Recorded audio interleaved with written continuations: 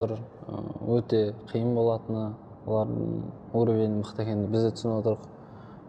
Соған настрой өте жақсы балдарда. Бәрі мотивированный, настройлы, тренердің айтқанын, установкасын главный істесек, бәріміз бірге бірдей бір кулактай болсақ, бұйырса ұтып қаламыз.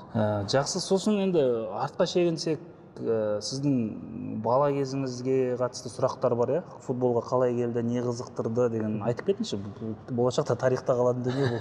Мен негізі ауылдан өскен балам, Шардар ауылынан.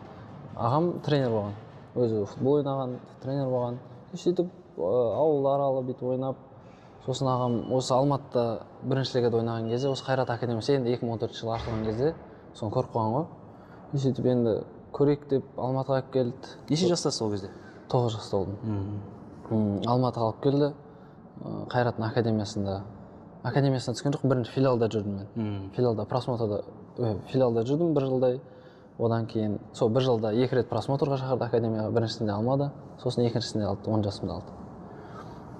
Содан Қайрат академиясынан бүкіл возрасттан өсіп басталды. 9 жасында ғана қызығушылық оянды ма? Әлде оған дейін енді көшеде, ауылда доп теуіп жүрген. Ол кезде арман қандай еді? Футболшыдан басқа, футболшы болмағаннан кім болатын еді? Кішкентай кезімде көкпаршы болғым келетін.